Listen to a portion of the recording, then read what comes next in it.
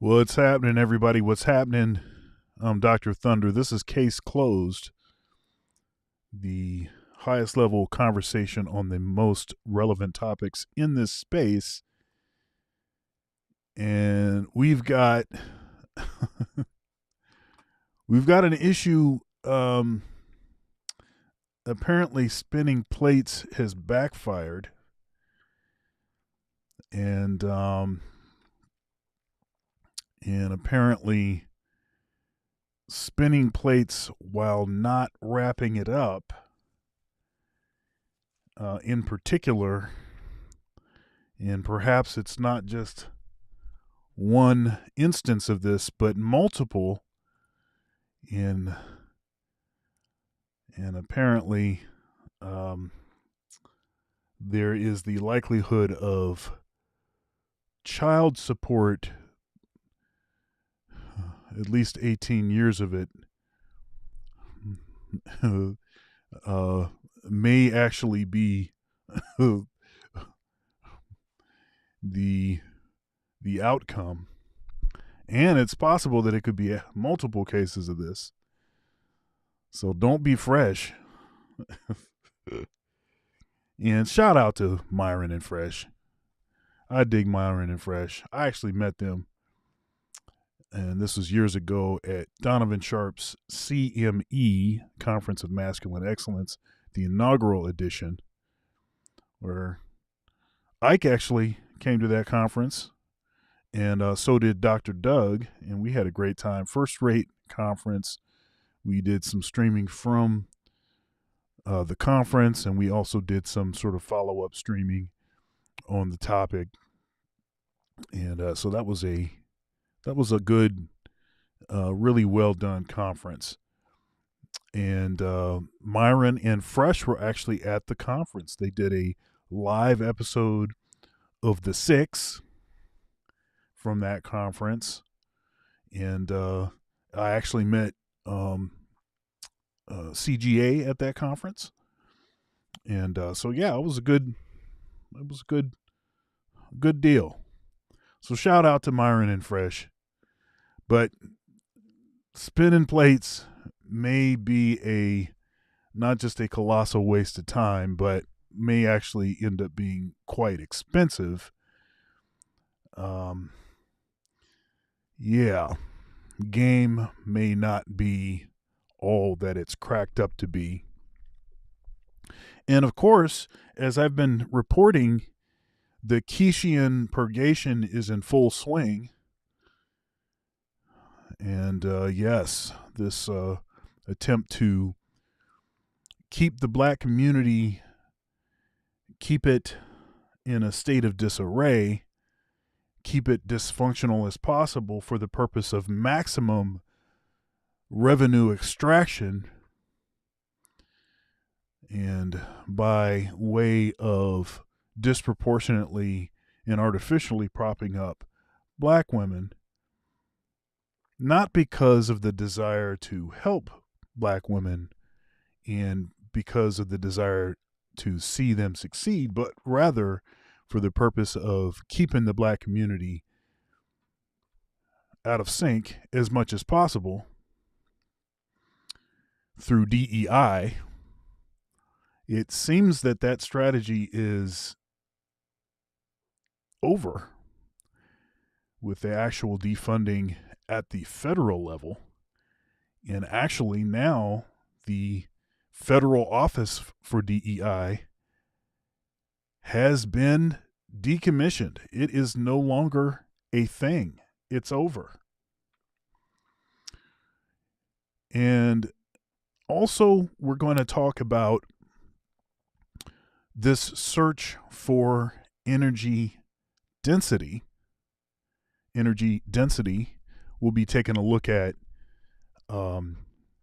air, pressurized air cars. And GM apparently has spent money, significant money on this technology. And yes, it's a sort of competing technology with electric cars. It's competing with that. And, there's also actually a water technology, same sort of idea. I suppose they would be trying to extract the hydrogen from the water and then use that as the power source, less volatile than the attempt to have a Hindenburg, the Hindenburg car, and obviously that would not be that great, explosive nature and everything, but there is a water car. So search for energy density. One of the issues with the electric cars is batteries, and lithium is in, it's at a premium. It's at a premium because it's rare, and we are quite literally destroying mountains and huge areas in the world, and in search of this lithium. If we totally get off of fossil fuel vehicles, and we get all the way to just electric vehicles, what's that going to look like, and where is this going to come from? Where are these batteries going to come from? And yes, graphene, the much fabled graphene, which is carbon based. Yes, perhaps if this technology actually develops further, maybe this can be an option for the batteries, but we're quite a ways away from that. So anyhow, we have some different topics that we're going to be discussing today. Don't be fresh, the end of DEI, and the search for energy density. Today on Case Closed. Let's go.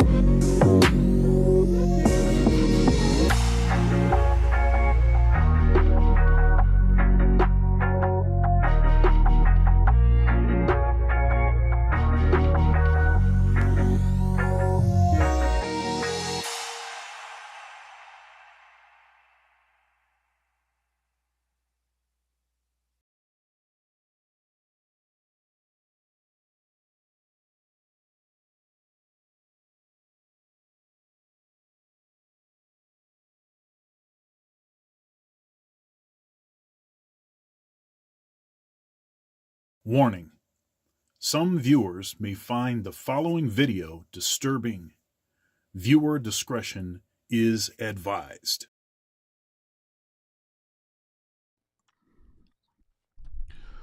Like, share, comment, subscribe, become a channel member. We will get access to all archive videos, support black male media, support independent media.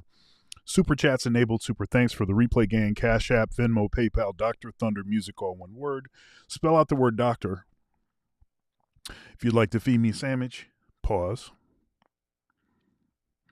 Then please hit the Cash App. Sandwich gang in the building.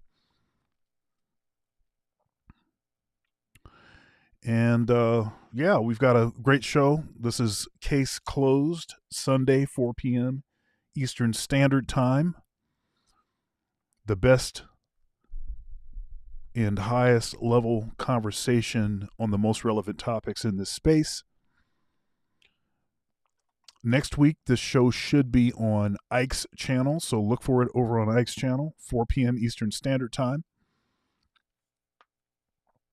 And so, yes, we're in the place to be. So without further ado, case closed. Yes, indeed. Without further ado, am I coming in loud and clear, good doctor? And yes. Yes. So, Kaizo, let's start with you. Simple. The fresh and fit lifestyle is a disaster for men, as evidenced by some of the prior kind of entanglements of Myron and now the recent things with Fresh, right? And you can pick out elements of the lifestyle or what you consider I mean by this fresh and fit lifestyle that you want to say. But what is your reaction to that statement that it is a disaster for men? Go ahead. Okay, look, removing the morality aspect, putting it aside, the issue with the lifestyles like that, right? Dealing with multiple different types of broads, unfortunately, will lead to these kind of situations. It's not good for them. Think about it. For Myron Gaines, he had issues on false accusations prior. Now this guy has issues now with a false positive test on something that will cost him 18 years of child support. So at the end of the day, the more you swim around in the mud, you might just forget that you're a human and become a pig. Speaking of humans, I like how we have reduced it to 18 years of child support. I think we should. Like, how many kids do you have? Well, anyways, rather than name your kids, Dr. Thunder, you should just be like, yeah, it's another 18 years. But you mentioned different types of women or multiple types. Are you saying multiple women or multiple? Or are you talking about the types now? Or is there a question of a particular type? Both. Yeah. Both. Okay. See, that's the thing, right? They're dealing with multiple women and multiple types of women. So you're basically increasing the chances that something wrong is going to happen. I mean, it's just, the more you engage in something, the more something is just likely to start happening, whether you want to control it or not. So generally speaking, look, if you want to claim that men need to somehow win in this new world that we've created, right, all of us, it can't be focused on all this like hyper, how would you guys call it, right? Just indulgence isms, right? Which honestly doesn't even really fulfill you, right? Find something that works for you, but at the end of the day, dealing with human beings, that's the issue that these people don't seem to understand. These are human beings. They're not toys. They're not they're not animals, right? You can get with animals. RSPCA, doesn't have to find you if you bury your dog somewhere deep down. But these are human beings. You can't do that and get away with it. So yeah, don't deal with multiple people. In multiple types of people, these things will happen. It's not an accident that one of them has a false accusation and the other one has another false positive for 18 years, right? There you go. Shout out to, we got an OG with the blowhorn of truth and justice in the building. Shout out to Solo. Can you hear me? Can we hear you? Maybe he's still hooking up. Now, LAR, Kaiser mentioned something about control, or he just used the word control in his whole tirade there. And it's about controlling the environment of uncultured people, right? In other words, can you hear me now? All right, there you go. Yeah, we can hear you. So, okay, cool. Yeah. Back from he's showing, he's giving us a special kind of appearance today. But Solo, I want to ask you the same thing that I just asked Kaiser, right? Fresh and fit lifestyle. It's a disaster for men. It's a statement, right? And what do you think about that statement? What are your thoughts? I think that if you put it into context, it's actually a very true statement. If you think about it, once you get to a certain level as a man, right, you're dealing with two young men in their early 30s that are multimillionaires. Not only that, but they also have a lot of visibility in the public eye. And, in their own right, I guess you could call them YouTube celebrities, right? So when you have a lot of things to lose, to some of these people, especially these women, you're going to become a target. And so that lifestyle of, having multiple women and busting all up in their guts raw, it's not, that's a lifestyle where, you're going to end up, we've seen it many times before, Evander Holyfield, Sean Kemp, Future, all these other celebrities that have had that lifestyle. We saw how that has ended up for them. So, I mean, in the short term, yeah, it's fun. And, hey, I'm not saying don't have your fun, but there's a way that you can have fun responsibly. However, if you're out here just busting in anything, well, play goofy games, end up with goofy prizes like Ling Ling. So here we are today. Shout out to you. Shout out to you. Very well put. Oh, Ramil Amir is in the chat, by the way.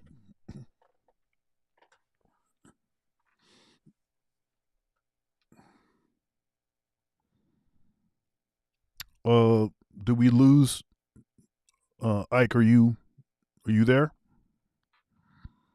Okay, I think we lost Ike. Let's do the same question for you, LAR. Well, can you hear me first? Can you hear me? Yes, we can hear you. Okay. Mm-hmm. I would just basically say with this is they are the same type of person that they're talking about on their show. That's basically what this shows. And for all the guys who play this game where, the women need to be this and the women aren't this and they're doing the exact same thing, it's just a blatant hypocrisy. And there's a lot of guys who they're on that same thing. So is it shocking? No. Is it surprising? No. To me, it's kind of one of those things where you basically saying this. I don't want traditional. I want a traditional woman. You women are not traditional women. You're out here dating Pookie and Ray Ray. So what I'm going to do is I'm going to date the hottest thought I could find, even and say that I'm an upstanding man at the same time. You're just a nerdy Pookie with nerdy Pookie tendencies. So that's it. That's it. Dr. Thunder. But so if I create these kind of two arenas, LAR just said traditional women. So let's talk about, let me replace it with the word cultured women. And these cultures could be whatever freaking culture, right? And in this cultured women landscape, there are prescribed kind of guardrails and scaffolding with roles and responsibilities for the transaction, whatever, right? What you're going to do with women in marriage and whatnot. And then on the other hand, you have the Wild West, but then you have things like the strong hand of the pimp and the game and all these other kinds of things. And these are the ways in which you go out there in the wild and you wrangle down a wild animal. And there seems to be a lot of desirability in doing that kind of thing, like going out there and being with these thoughts, as LAR said, right? So what I'm really asking for is the control, along with whatever you want to say about that statement of the lifestyle. But this control that you're supposed to have if you have game or whatever it is you're supposed to, has it ever been really demonstrated by the outcomes of the people who say these kinds of things?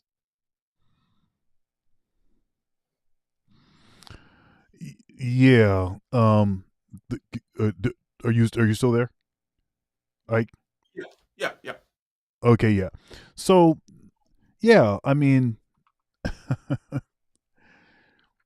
yeah, there's, one thing that I've, and this is just basic advice that I've talked to with my students.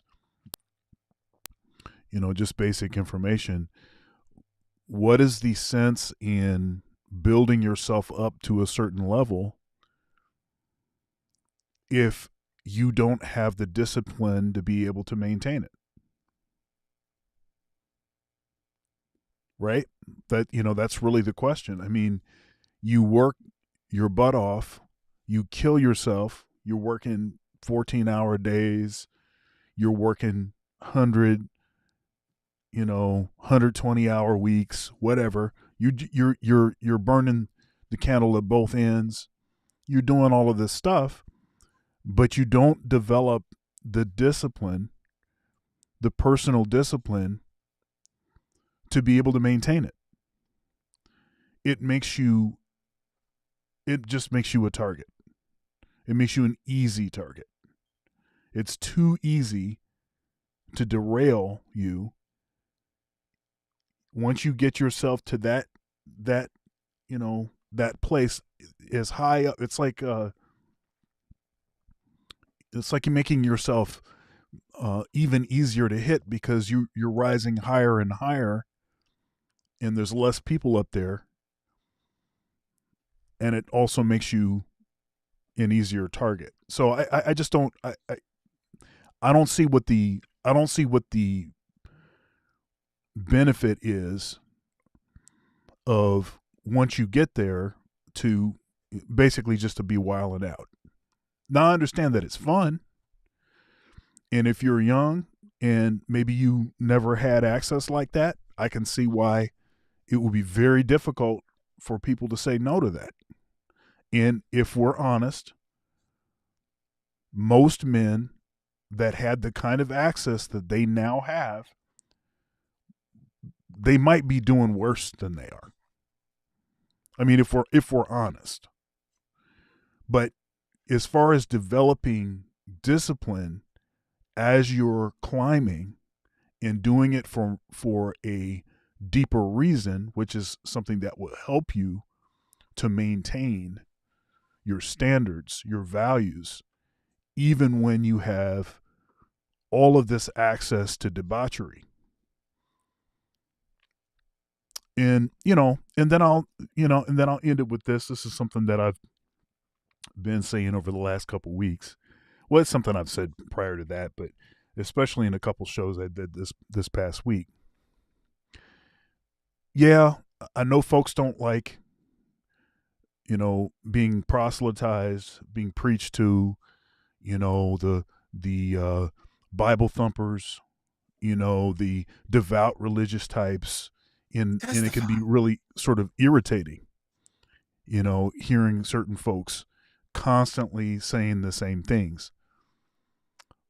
But my question is, or my comment is, but if we had done it the way the book says, wouldn't we be in a better circumstance? Wouldn't that be a better outcome?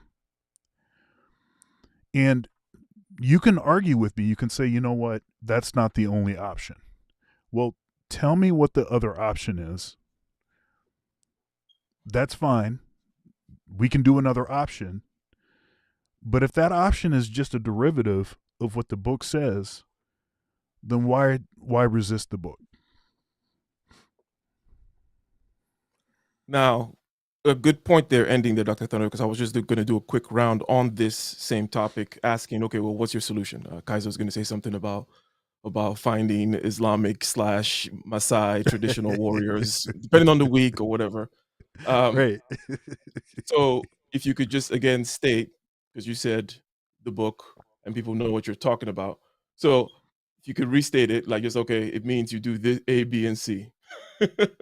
What does the book say, Dr. Thunder? And then Kaizo, and then Solo, you give your solution, and LAR as well. Well, I mean, Well, are you asking me to say something now, or do you want Kaizo to say something? No, you go ahead and you just kind of put a pin on the point which you already said, right?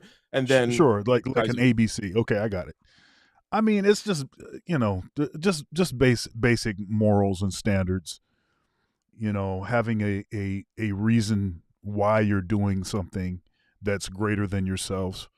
The serving others, being about, helping other people, trying to become less self, centered, all of that kind of stuff. Because most of the sort of exploiting a circumstance because you have access is, it's an inability to um, it's an inability to maybe see the end, what the priority should be, in the moment.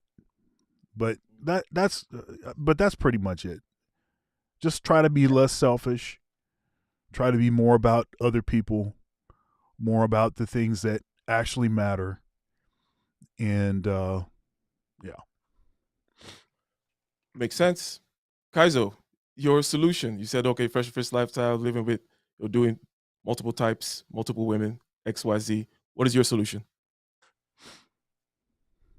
Bro, if you want to have that kind of lifestyle, right, you have to be willing to pay the Caesar what Caesars do, right? So, point is here, right, and I'm going to bring up the Islam stuff, right? If you want to be dealing with multiple broads, go out there and make them your concubines, right? Simple as that. That means you have to pay them. You have to have a contract.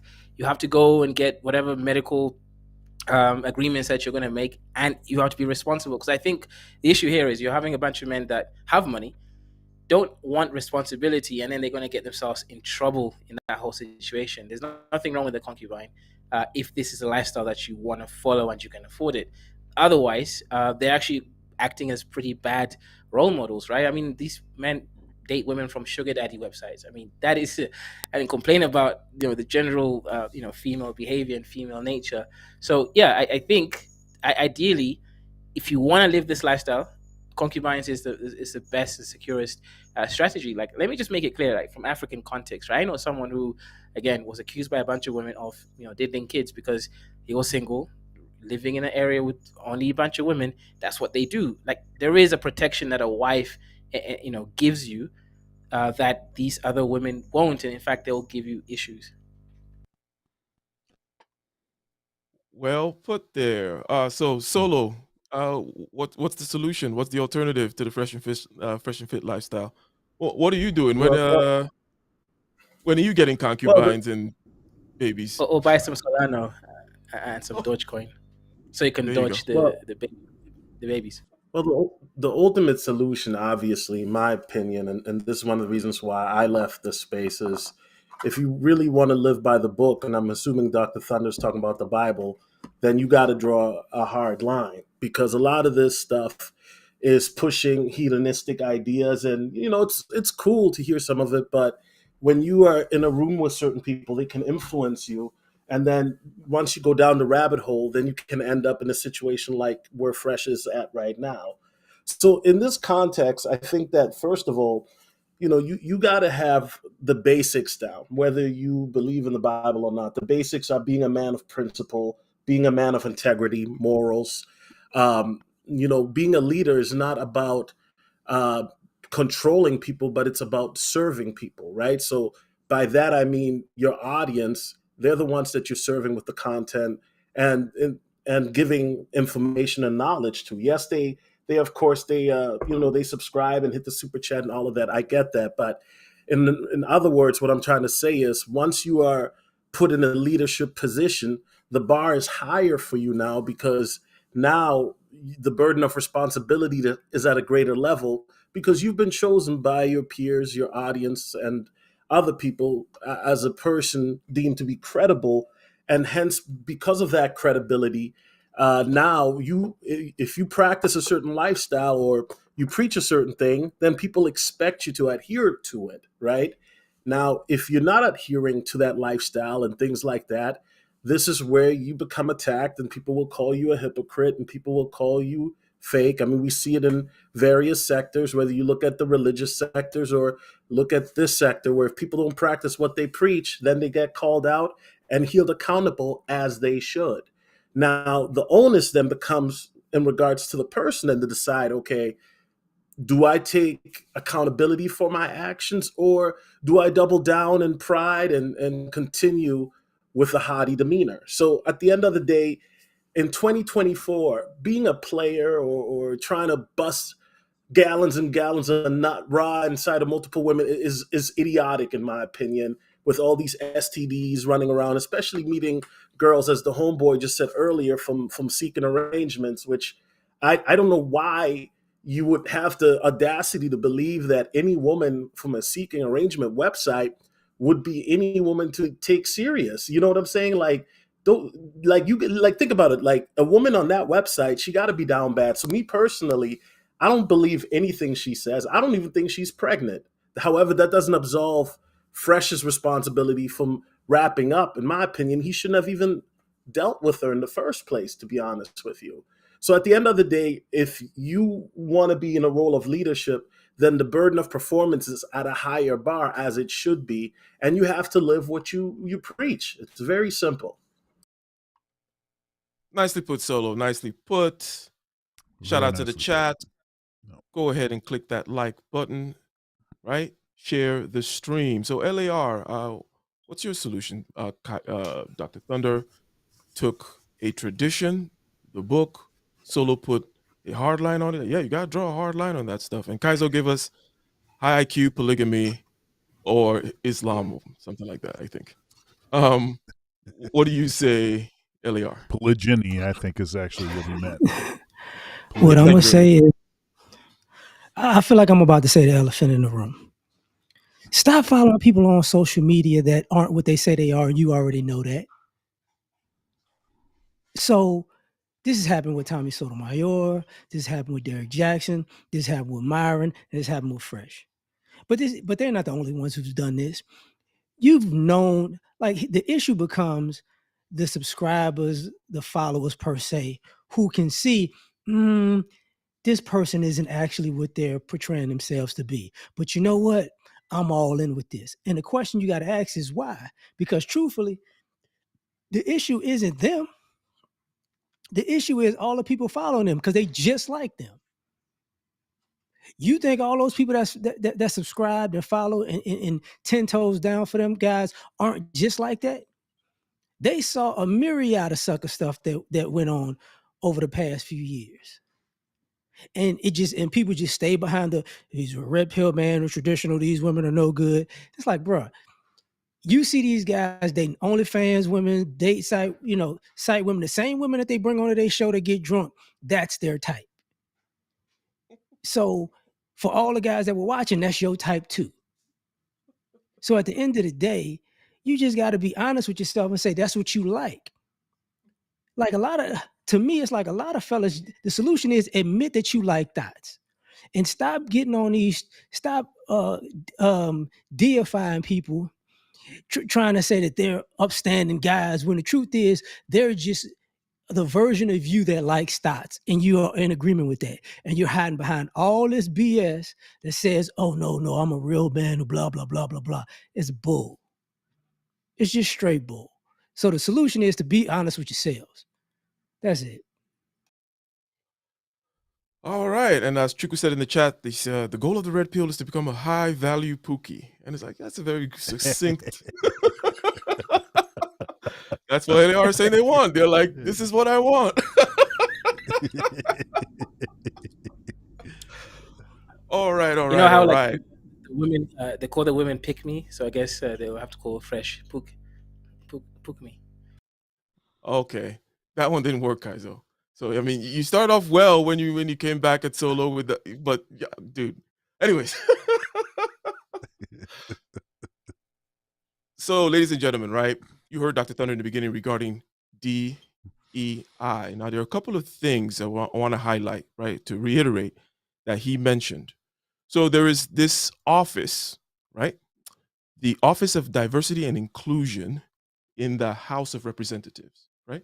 What it really boils down to is the House's diversity and inclusion department, right? They make sure that things are equitable and fair with regards to House staff and all these other kinds of things.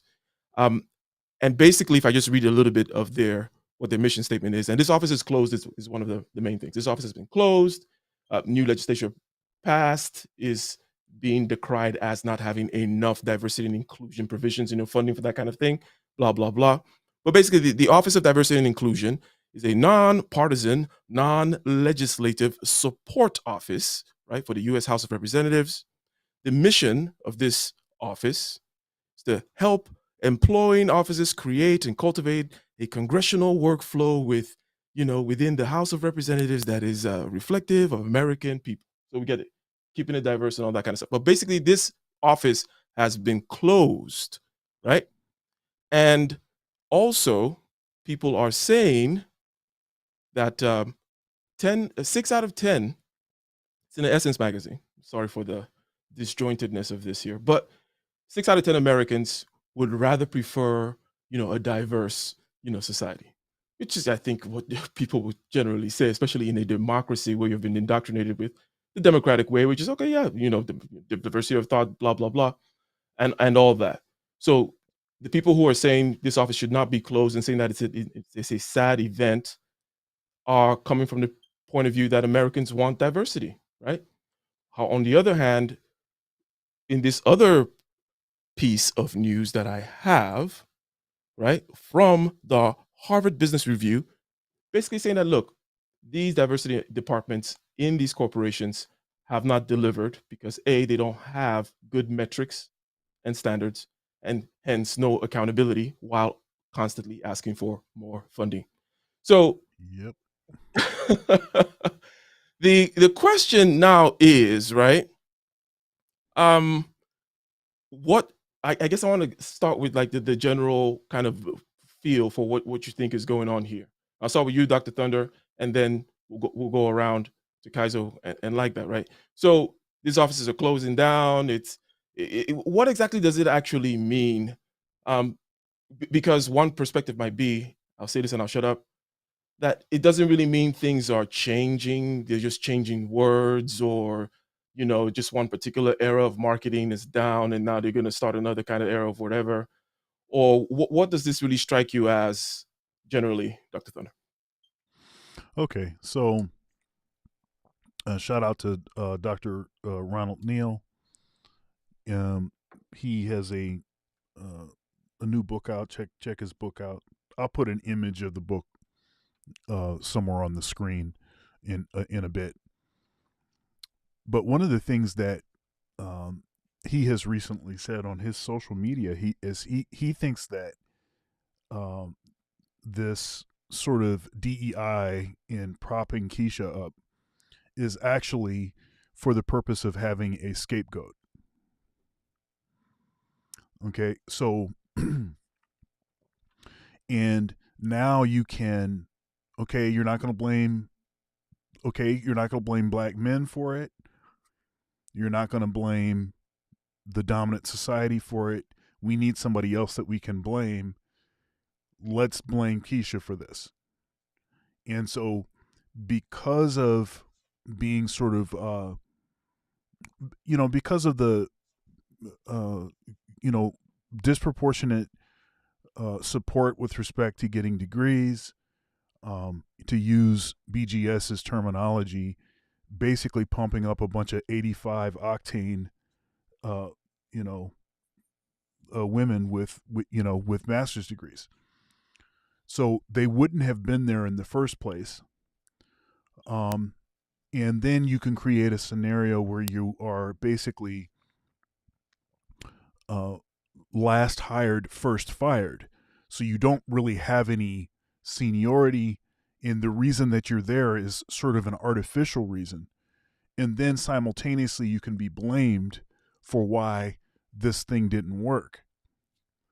Right? And you can be blamed for, the downfall in X, Y, and Z.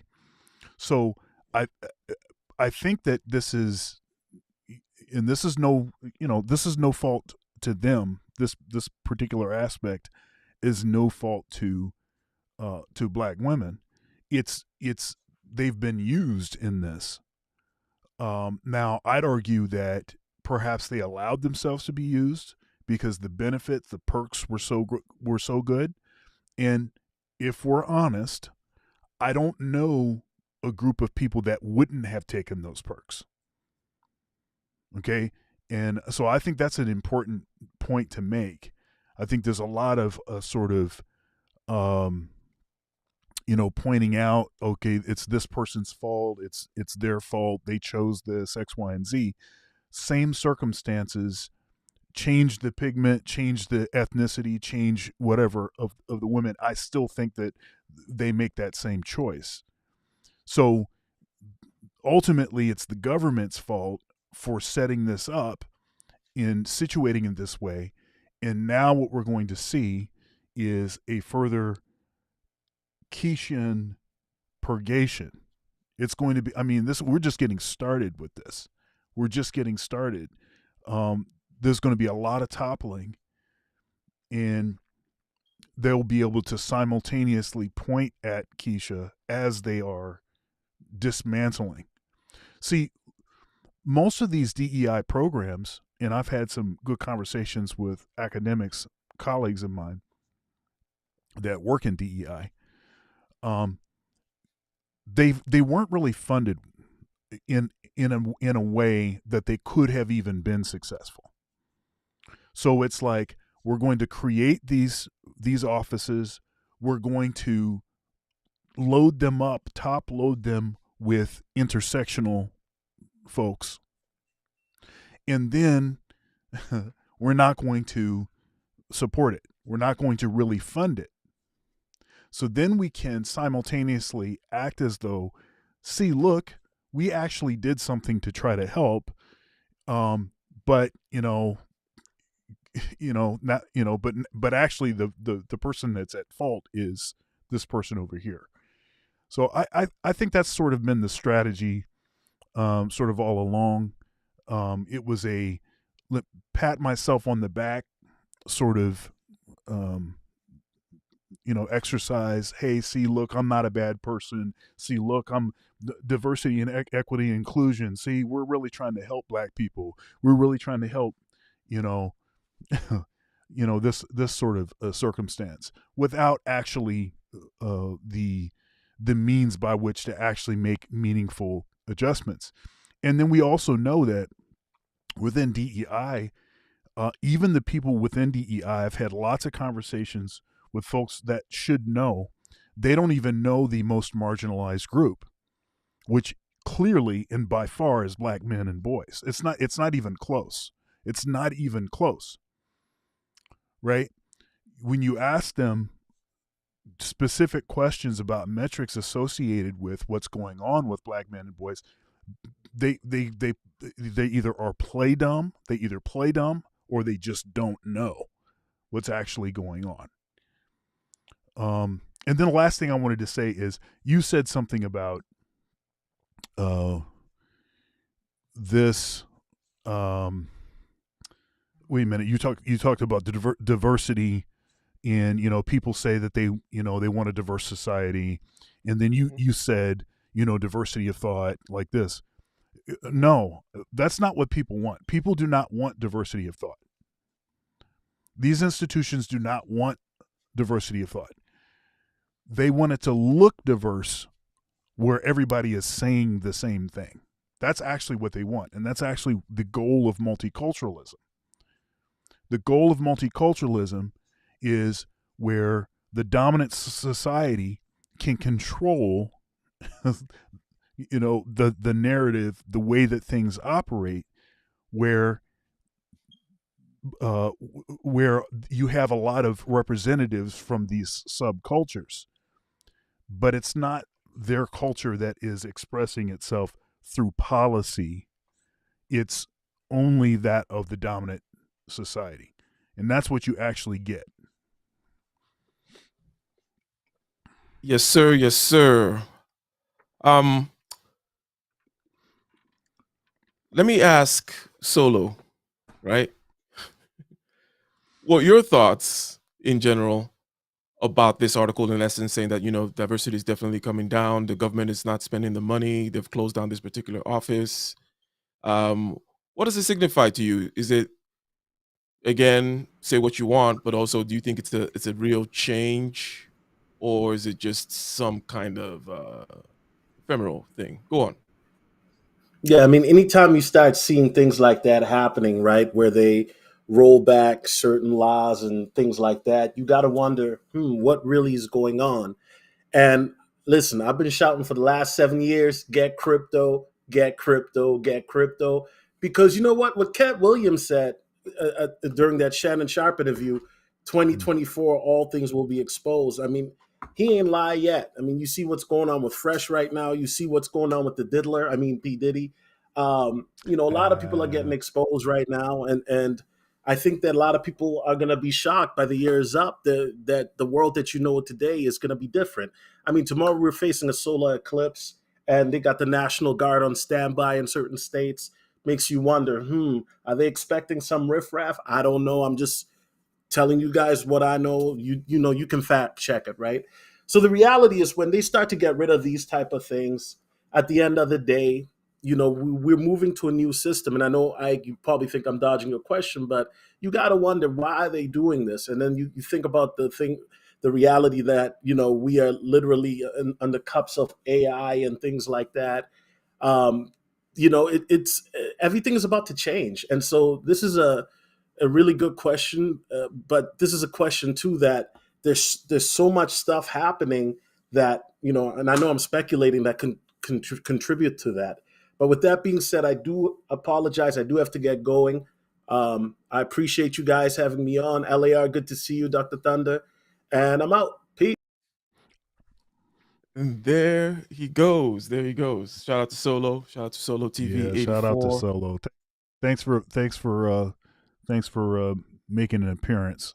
Of course, Solo was one of the inaugural members of Case Closed, and allowed us to have the program on his platform when nobody knew anything about the program. So, shout out to him.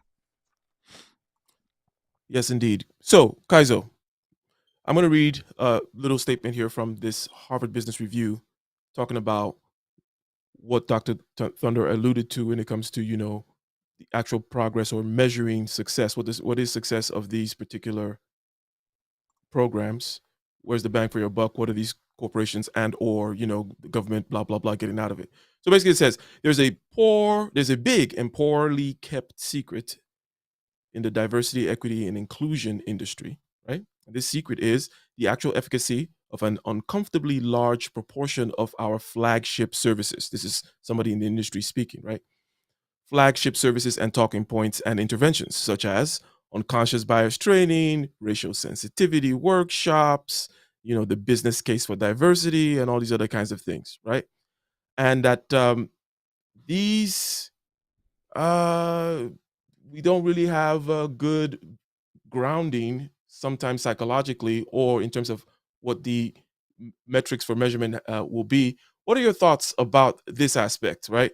What were they trying to achieve? Could they even possibly have achieved it? And was it all just like a farce for a lot of people to get? Because a lot of people have made money out of this, right? But anyways, go ahead, Kaiser. Yeah. So one of the issues I have with, let's say, all these diversity training, I actually had to do some when I was working at university. To be more culturally sensitive and certain things like that. Right. Mine was more LGBT stuff, etc. However, with all these inclusivity trainings and stuff, and trying to reduce your, innate bias towards certain groups of people, the only issue I have with these sort of attempts is that they're too logic focused. They're not quantifiable, right? Meaning you can't really know if your training is actually working. It's more like on principle. Okay, what they assume is, hey, if they teach you that saying certain things around certain people or thinking certain things when you're envisioning certain people is wrong, in theory it feels like it should work, but the quant doesn't really support that data, right? It's almost like they're just trying to sort of, I don't think they're just trying to pretend that they're doing something. I think it's also a legality issue, right? If they've actually said we've done something and that thing is the thing that they can attach themselves to, which is some kind of training program, then they can at least say, okay, if racism or whatever persists, then this is the fault of the individual and not the institution. So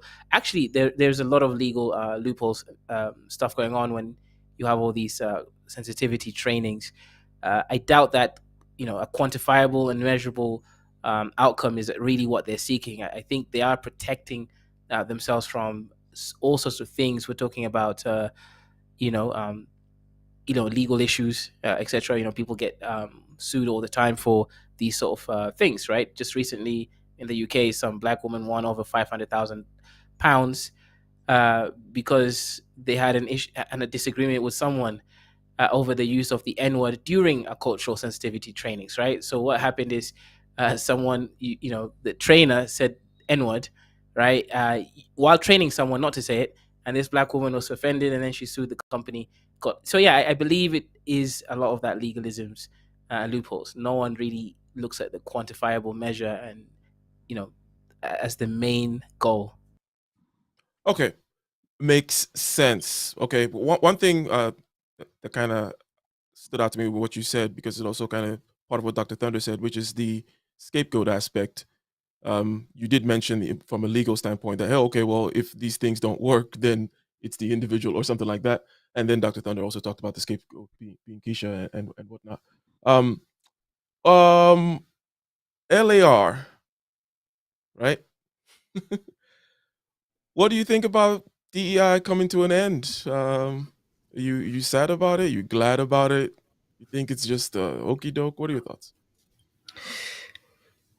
First and foremost, they ended affirmative action, if I'm not mistaken, right? And then came up with DEI and proved why affirmative action didn't work just a whole lot faster. Because somehow diversity, equity, and inclusion is not really what corporate America and America wants. The other thing, I think the women in our community found out that once they benefited from affirmative action,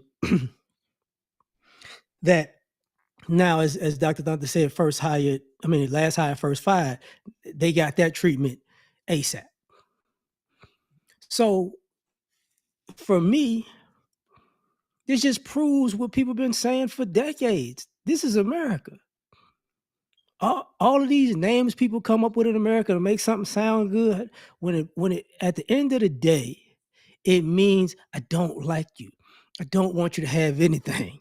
That's all that is. Now, sometimes people buy into it and go, well, it's going to work for me. I'm special. And it's like, okay, how long you going to be special?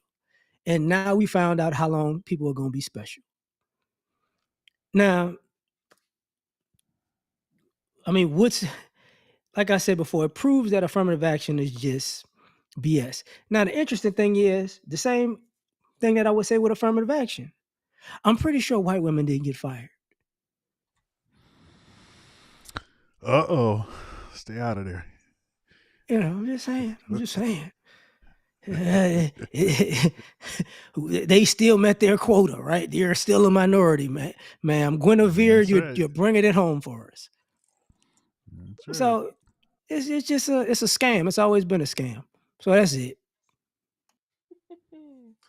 Always been a scam. And then regarding the protective aspect that Kaizo mentioned, so what does that actually mean, right? What it means is, okay, when you have an employee, there are certain things.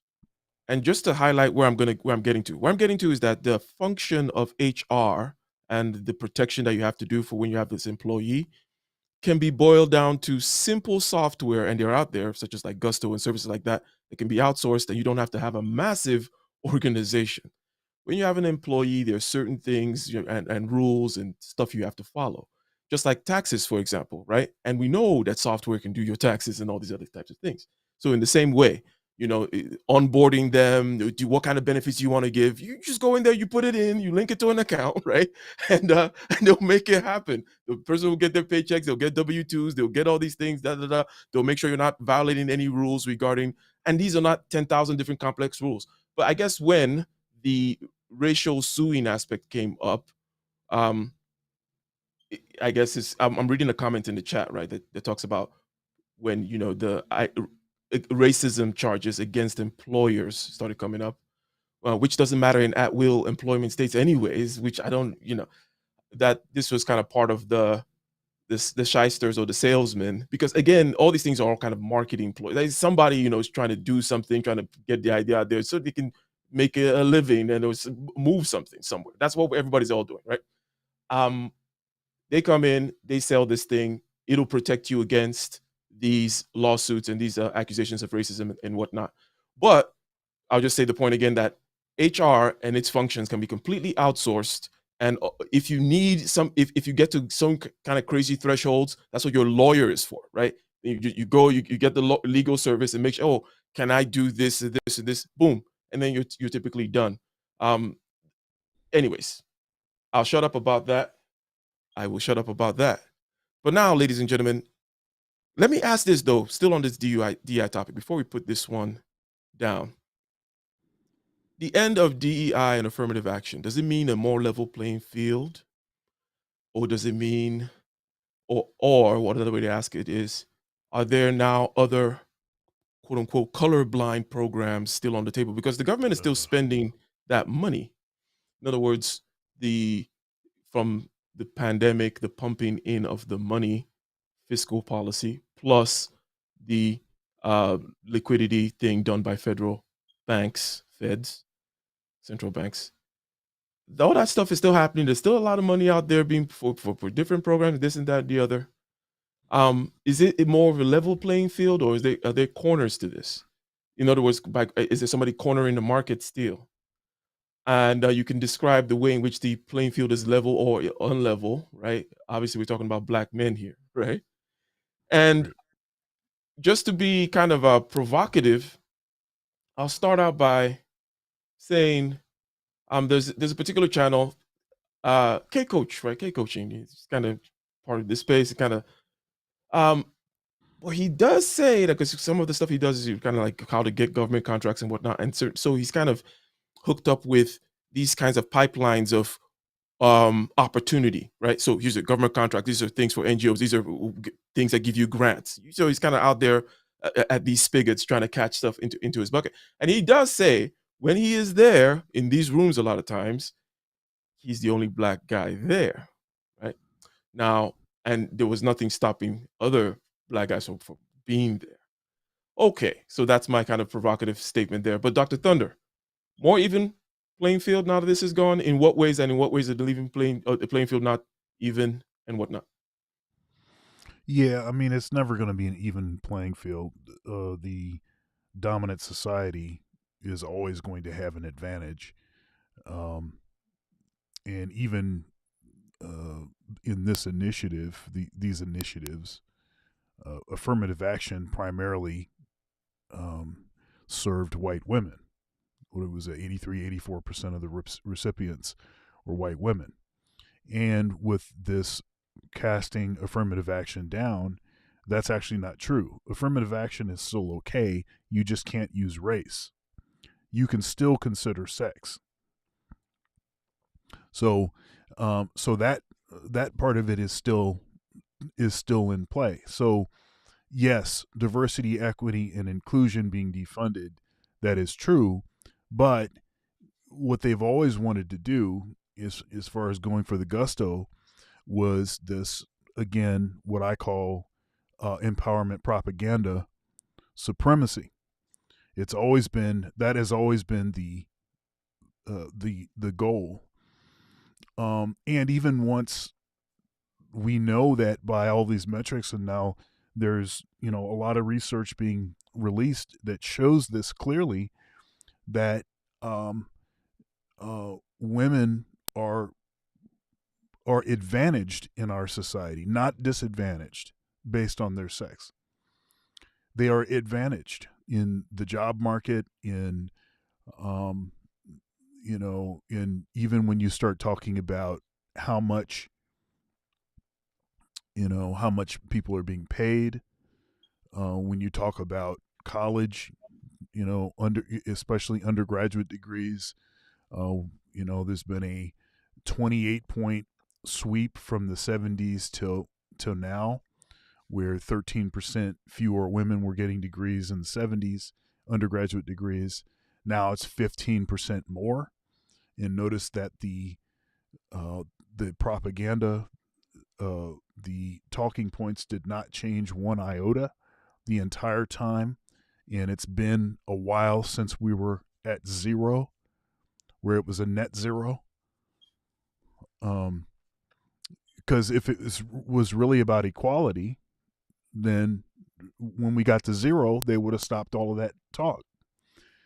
But the fact that they pushed it to 15% more, and you go in these meetings in academia, the talk has not changed at all. It's not changed at all. It's exactly the same. So I'd argue that there still is not going to be. There's not going to be an advantage for, people of color. We'll say, for Black folks in particular, there will not be any advantage for us, because, and they're still talking this, colorblind society stuff. But notice that the colorblind talk only comes up when there are things that clearly have a particular ethnicity to them. There's a clear history, a clear ethnicity. That's the stuff that they say, hey, but we're colorblind and X, Y, and Z, because they don't do that when you talk about Italian this and Irish that and, German this and, that none of that stuff, we don't talk colorblind when we're talking about that stuff.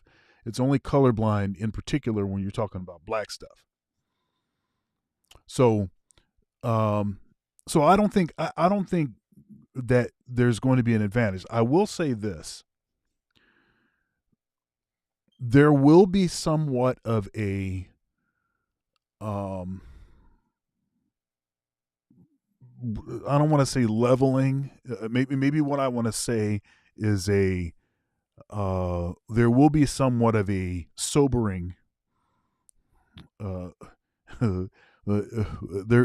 will be a sobering that happens in conjunction with this quiche and purgation that I've been talking about.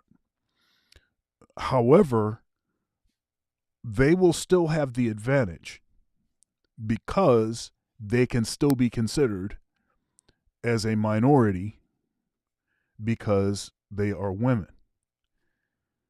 So I'll say that the advantage will be still there, but not as much of an advantage. It really didn't help Black men anyway. So we're basically in the same place that we were before. So it'll be pretty much almost not very much of a deal for us. But I think for others, I think it will have some sort of impact. All right. And right before I go to Kaizo here, the voice of Booker T. Washington here. You don't need an even playing field, says Rael. You need a system. The most successful Black men have devised systems to reach their goals, like we've always done. And we shall rise. Yes. Well taken there, Rael. Now, Kaizo. Even playing field, uneven playing field, a rearrangement of the decks in ways that might advantage or disadvantage others. What's the word here, Kaizo? Okay, so there's no such thing as even playing field until you equalize the access to resources that Black boys have to the other groups, races, and genders, right? At the end of the day, it starts from children, right? So unless you actually close that gap, you change some of the laws surrounding how the money and the budget is represented throughout different states and different areas within each state, and you make it sort of more equalized. It's not just prioritizing, people that come from affluent backgrounds. You haven't equalized anything. So that already, until you do that, you're not really dealing with even the same rules of playing the same game, let alone being on the same playing field. So I think with all these diversity, equity, and inclusion, the main thing that I see here is it is, pandering. It is, as Dr. Thunder mentioned, something that actually benefited the majority. And you have to just accept that that's reality at some point, right? Because women were actually, it's kind of interesting how they did this, right? They made women a sociological minority, which doesn't really make sense since they're like 51% of the population. But they created a new term. And of course, if they empower their women, of course, the economics is still benefiting them overall. So I think ultimately, the only solution that, let's say, black men have is by building networks of other black men in certain areas, communities, building them, relying on each other, and just kind of interacting with other black men of similar quality, morality and all that kind of stuff. That's the only way that I can see something really changing. Or the whole education things for children, making sure that they at least have the same access to education. Nicely put there. So, does this help black men out in any way, or maybe not positively, but maybe negatively? Maybe we're pulling somebody else down, or maybe there's certain advantages that can be taken from the situation. Well, what do you think about this regarding this playing field that we're talking about here, Eliar? I think it's going to create more entitlement and more social depression issues, because basically what's going on is you're having people slowly getting treated like us, and they can't handle it, because this is just a prelude, in my opinion. Because we've seen this plenty of times where people start something, they say this is what it's for, and then they scrap it. And when they scrap it, they basically go, since we scrap stuff like that, we can scrap other stuff that has the remnants of this. So, in my opinion, it's like a lot of people are gonna get cut out. But for black men, something like this can't hurt us because it doesn't involve us. The interesting thing is going to be is in the rising single motherhood rate in the white community, because they're about to get like the strong, independent Guinevere, and let's see if they like it. So to me, it's like, for us, it's not going to really do anything, because at the end of the day, this is par for the course. Basically, we're not shocked or surprised that they did something, that kept us out and acted like they was going to help the black community out when it didn't. Same thing with black women who benefited from this. They knew black men weren't going to benefit from this. Just like when I was talking about the brother who's like, I'm in these meetings, I'm the only black man there. He knew that already. He knew that before he got there. That's not new. It was meant to be that way. You got too many black men in any type of corporate or government environment, you're going to be arrested for loitering. That's just what it is. And even if he could help people, I can help you get in the room, I guarantee you they're not going to let him get in the door. So that's just my point.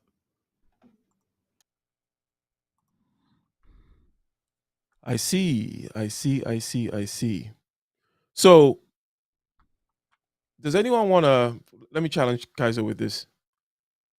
So, in terms of programs, and you mentioned the school and such, but if you can imagine a diversity program that helped black men, um, would it actually be? Well, let me start with Dr. Thunder, as a matter of fact, first. Right? So let's say there was a diversity, equity, and inclusion. It kind of had all the same flavors of, all the empowerment and stuff, but it was directed towards black men. Right? Would you have any issues with that? Would you just kind of take the benefits, but kind of uh, be upset with the narratives and their empowerment and this and that? What are your thoughts, by way of asking, Well, really? that's Yeah, an right. interesting question, because affirmative action in its inception, that's actually what it was supposed to be. It just only lasted for 2 years until Title IX, Title VII deemed women a minority, right? And I've always said this too. Whenever you, not always, but I've been saying this. whenever you hear people start increasing the size of the tent, they start talking inclusion, hey, we got to get these other people in here, that's code for screw the black guy. Because that's what always happens. As soon as you start bringing more people in, the black guy gets less and less and always gets pushed to the bottom of the pile.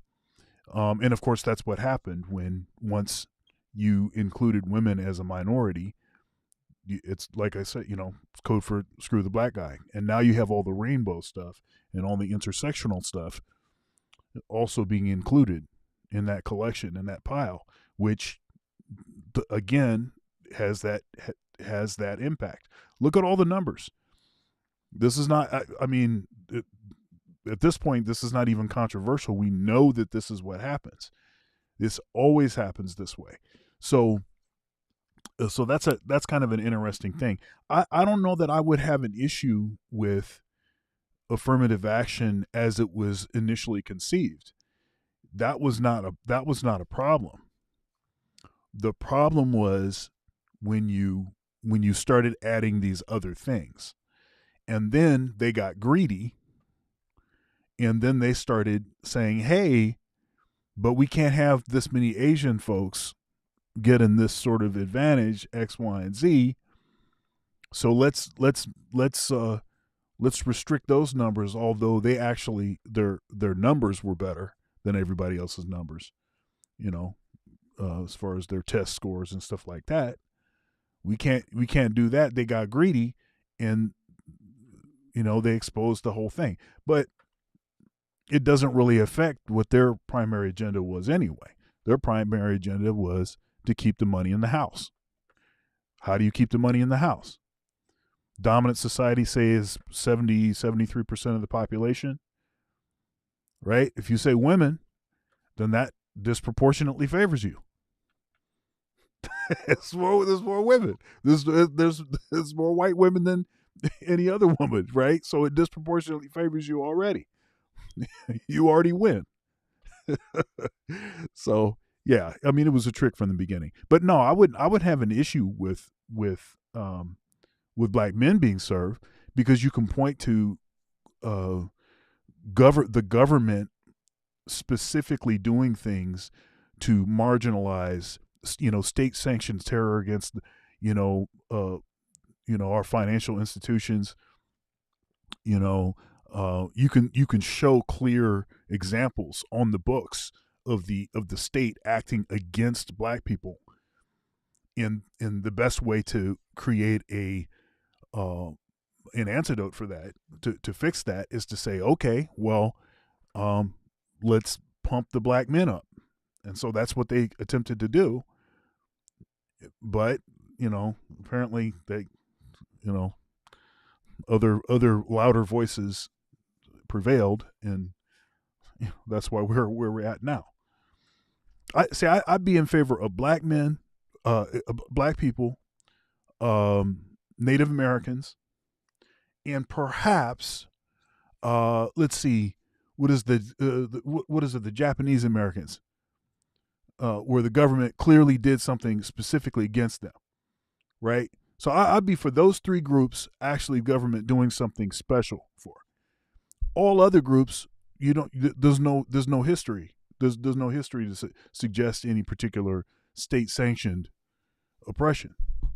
So, well, they did something for 2 out of 3 of those groups. Right, just not for us. Right.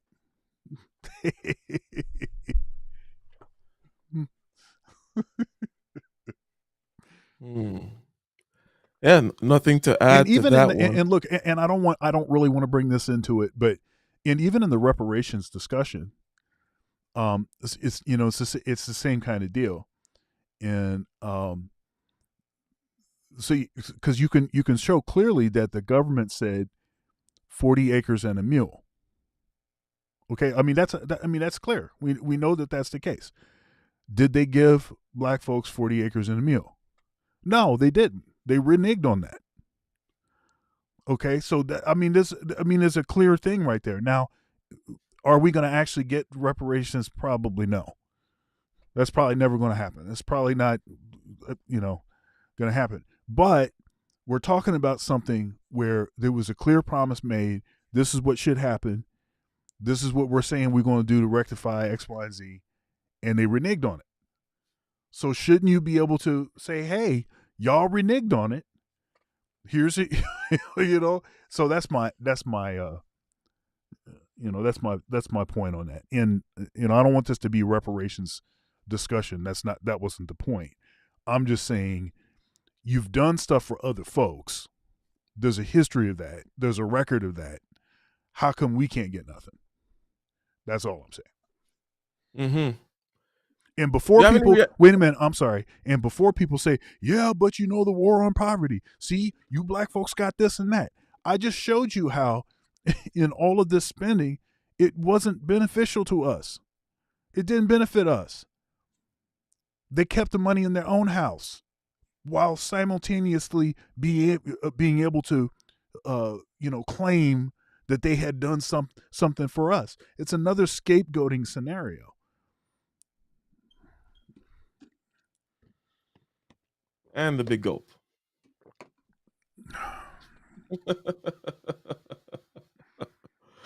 All right. So we're going to start moving to the final topic, right? And that's this. I was surprised when you sent me that video, Dr. Thunder, and then I looked and I saw that, Jeep. So GM in general pushing this. And I was a bit surprised because they're supposed to be competing in the EV space. Is this perhaps a signal, or I don't know how big this particular push or campaign or actual reality of these vehicles and whatnot. But if we take it seriously and at a certain level, is it a signal that they're not planning on doing well with the EVs? China is going to be the biggest manufacturer of EVs. That's not a huge crazy thing. They have a lot of people after all, so in terms of most EVs in the world and whatnot. But they're kind of very laser targeted in there. And then you have Tesla, and you have GM's ass being kicked. But let me start with you, Kaizo. What did you think about the GM kind of pushing this compressed air vehicles, ladies and gentlemen? Is what we're talking about, by the way. I did not even mention that. We're talking about compressed air engines, right? And we'll get into the specifics of it a little bit. But GM pushing it. What are your thoughts, Kaizo? Yeah. So good question. I think GM is obviously trying to diversify into a different market that they can outcompete Tesla, because I'm sure America is going to have certain, let's say, tax rebates for certain companies like Tesla and also other competitors which are American or America adjacent companies. So what that means is America won't be competing directly with China. I'm very sure of it, right? There's going to be some kind of embargoes to the numbers of cars that come from China. Also, the kind of tax rebates you're going to get as an individual buying these cars, you won't get them from China. I'm sure for Chinese sort of brands, right? For several different reasons. Like when we had solar, the whole solar explosion.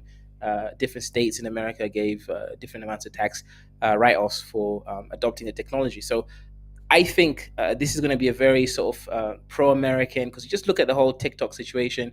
America is trying to ban that. So anything that's Chinese, I don't think will do too well in America in the next couple of years. However, China will outcompete, obviously, GM and Tesla in the African market and the Asian market, because these people want cheap cars, and everyone's trying to.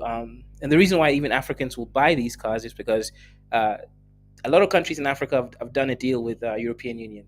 It's a bilateral trade deal, so they have to comply with their European Union's, Mission 2030 or whatever it is, to be as green as possible. So that's where perhaps China will be competing America. Anyways, let me get to the point that I was trying to make. The technology works, right? It's a known technology. It's been around for a while, using compressed air to power the pistons and create some torque and power the car. It exists and it works. I think the main issues that haven't been solved yet by General Motors or anyone else is really a couple things. So first, the range. So far, you can get maximum about 140 kilometers, right, on a specific cylindrical size of the compressed air. So that's one thing.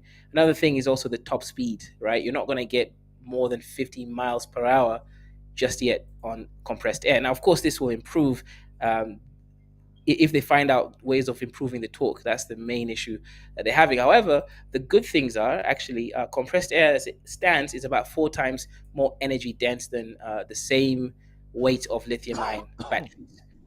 So that's already a huge plus, right? You're going to get 4 times the energy. It's not as efficient, sure, but in the next 10 years, I do believe that research will lead to this being a viable technology, especially within cities, people doing Ubers, deliveries, things like that. You don't need to go more than that 140 kilometers. And also, if you just double the cylinders, right, that's doubling the range, right? So, and I can already see that the challenges that it has actually is even less challenged than electrical vehicles. For example, when it comes to recharging, you can literally have a gas cylinder replacement station. It's much easier to replace than a very expensive battery, right? Because these gas cylinders will be cheaper than replacing batteries. So yeah, I do see certain advantages. It's definitely a lot cheaper to make compressed gas. You can literally make it from wind turbines. So you can actually, the interesting thing with this as well, when they're doing this whole green thing, it's actually technically more green than electrical vehicles because you can actually make the whole process. It's much cheaper to make these cylinders than it is to make batteries. Batteries require very expensive lithium-ion batteries. These are rare earth minerals like lithium, etc. It's expensive to get all that stuff there to process it under high temperature. Steel is also expensive, but much cheaper than the batteries. That's one thing. When it comes also to compressing the air, you could definitely use wind turbines and other forms of renewable energy to just basically compress the air and force it down.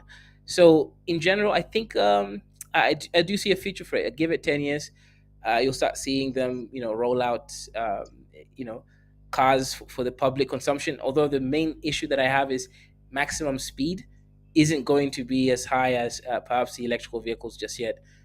So that, again, it will be for a niche market initially. Mm-hmm. Niche. Now, GM talking about compressed air cars. Had you heard about this LAR? Is this news? And I don't really buy into a lot of it now. yeah, go ahead. Yes, because it's like, what are your thoughts about? Well, you don't buy into it because Kaizo said stuff about it. But anyways, yeah, what are your thoughts of GM now? They're talking about compressed air car out of left field.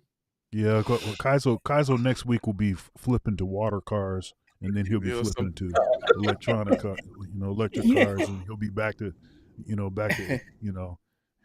air cars again. Here's the thing, man. And I'm going to say this in the most nice way that I can. America has a history of doing stupid stuff. And what I mean by that is, Jimmy Carter was trying to make this country solar, and the country was flipping out about that, like solar and ethanol, and it's flipping out. And 40 years later, it's like, yeah, we probably should have did that. And I don't remember who the guy was, but I think he tried to make was it the guy that made the DeLorean? He was trying to make electric cars, water cars, and he got killed or something like that. And that was the 80s. Oh, but now all of a sudden, oh, we're gonna do this. Listen, man. And who do they say were responsible for that? The major car companies like GM. So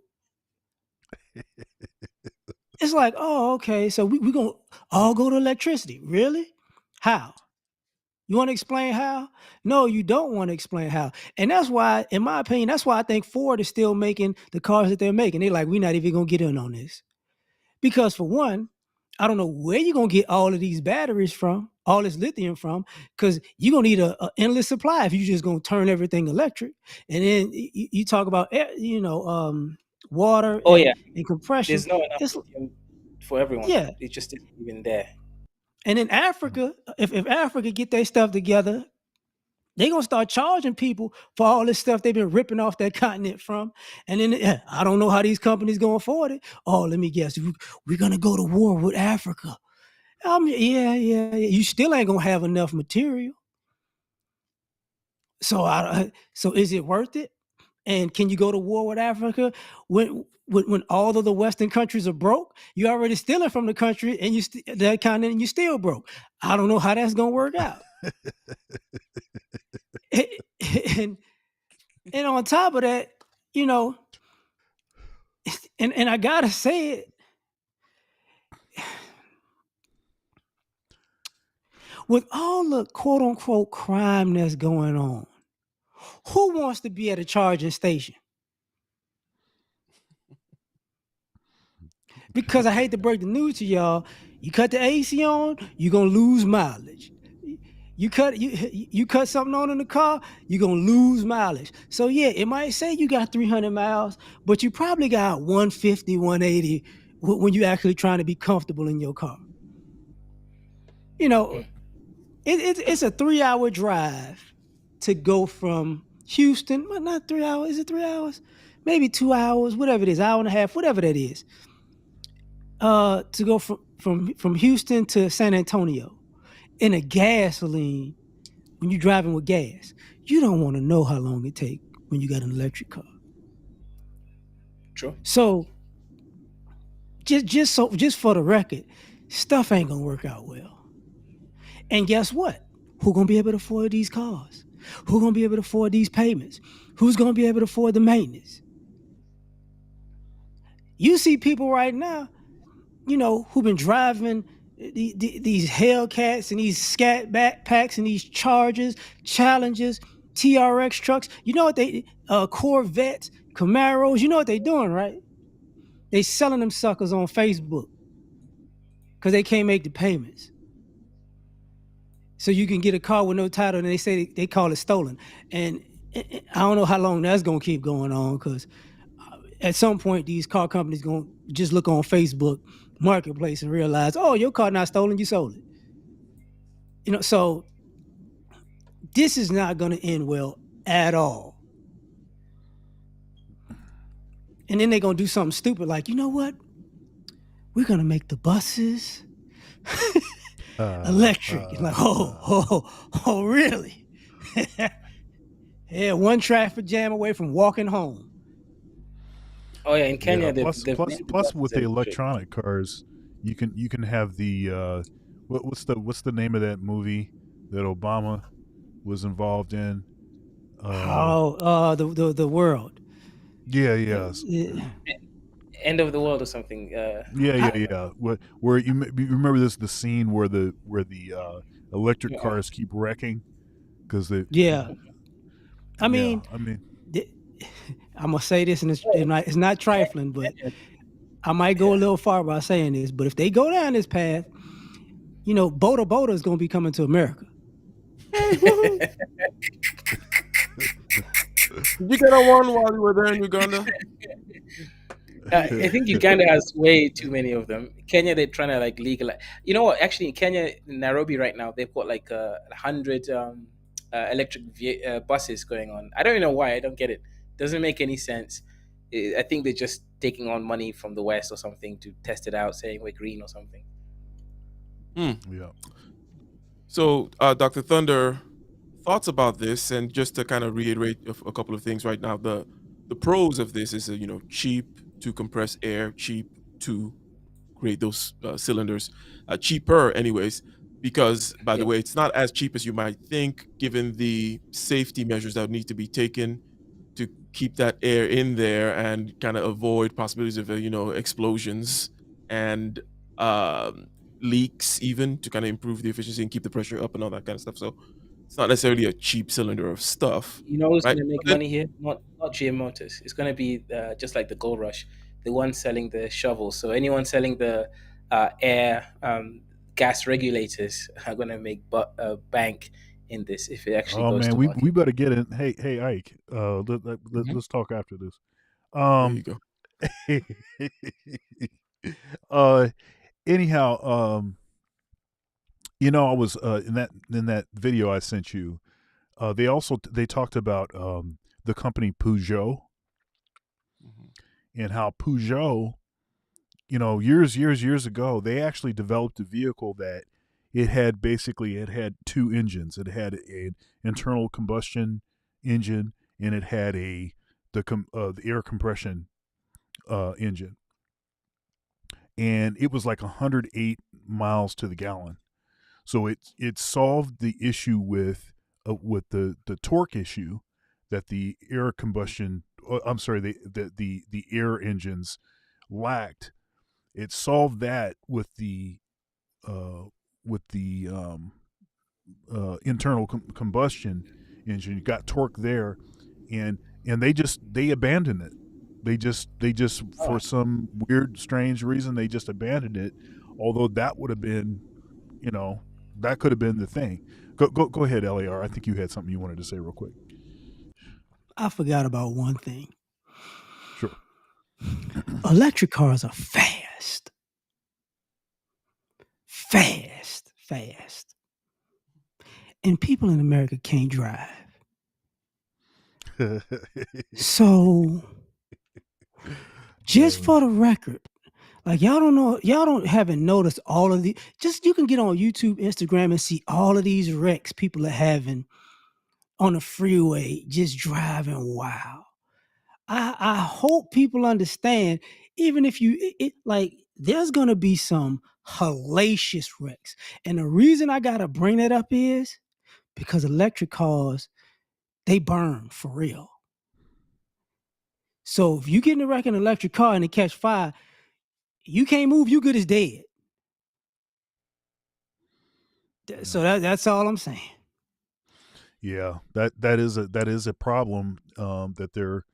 I don't believe that they've totally solved. They've made some ground. They've covered some ground on that, but it's still not a problem that's been. What about hydrogen cars?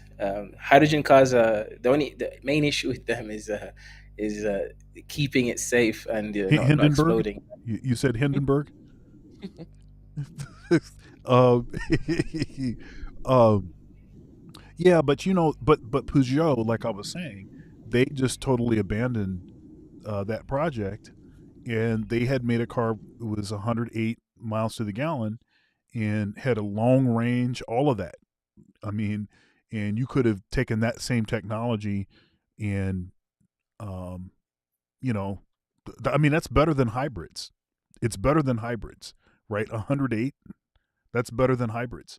So that's kind of an interesting thing. And so I do think that there's a lot to do as far as some of these big corporations crapping on these little guys coming up with these ideas, and them being unalived or being defunded or some building code violation, you know, you know, emerges or any of that kind of stuff that derails their efforts.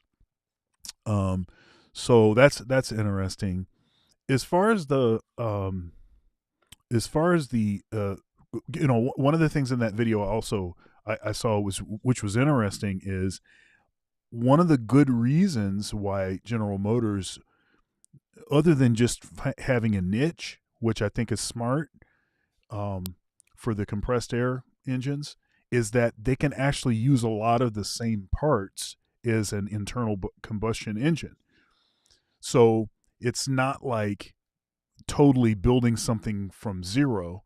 It's actually, they basically start with an internal combustion engine and they sort of try to re-engineer it so that it can work as a compression engine. So that's an interesting point, and that also means that they can develop the technology a lot faster than other technologies that would be competing. And the other thing that we didn't talk about was, and I mentioned this in the monologue, is graphene.